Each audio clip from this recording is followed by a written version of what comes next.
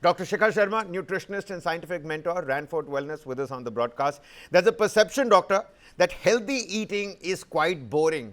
Till you see that, butter dripping off of those naans and, your orange butter chicken gravy doesn't look appeasing. That's also, that is considered traditional eating in these days. So, if healthy eating is boring, restrictive, or quote unquote uncool for the new Gen Z, how do you change that narrative? What's some trick, some tip, some technique that you would like to throw across to all the youngsters that are watching this broadcast?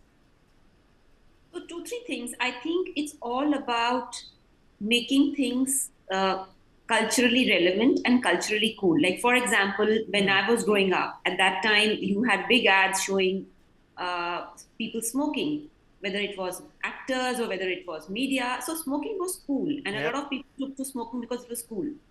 Then, if you see over the years, fitness became cool and it is becoming cool. And drinking too much alcohol was not considered cool because it would affect your fitness levels. So, I think we have to create a culture, especially for the Gen Z, that being fit and healthy is cool. And it is not cool to be unhealthy, having no energy, drooping shoulders. So I think we need to change the narrative around health. And instead of saying, don't eat this or don't eat that, we have to change it to how would you, like, for example, we have people who want to be better. Like, this is a Gen Z thing, that be the best version of yourself. And Yep. how are you going to be the best version of yourself? If you choose smart things. I think that's where we have to come. Another thing I want to say, a lot of things actually, we think it's a choice, but it's not a choice. It is an environmental influence. Yep. So if you really see people who move to a city or a country where you walk more and you have healthier choices around you, lose weight naturally without changing anything about themselves. So obesogenic environment is what is happening. If we change the environment in schools, in terms of more access to better quality of food, fresher food, I think without doing too many things in terms of personal behavior change, a 10-15% change would happen just by changing the environment. You're absolutely right. I think the young Indians out there don't even realize how much they're being nudged towards, really unhealthy food. Medically speaking, now, what does that mean for India's future workforce? Let's go back to the economic survey. That concern is justified now, isn't it?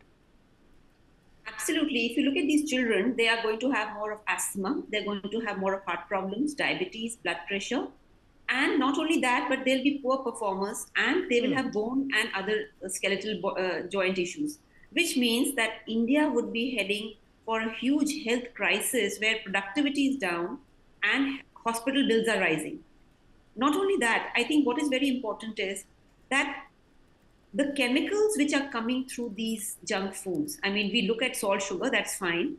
But we are also not realizing that the amount of chemicals which are entering the bloodstream of our children Yeah. could put them at risk for cancers, which are more deadly in terms of the not only the risk to life, but also the long-term expense of treating cancer. So I think in this today's time, if we don't realize that for every bag of chips, if or every junk food, if we say, if there are suppose four ingredients of natural, there are 30 ingredients which are chemical. That's the ratio. So if you're eating 30 chemicals every day over years and years and years, in 10-year period, you can imagine, I wouldn't be surprised if people end up with cancers. Yep. What India eats today will decide how strong it works tomorrow. I think we'll leave it at that, and people can be making better decisions for themselves. This is actual food for their thought.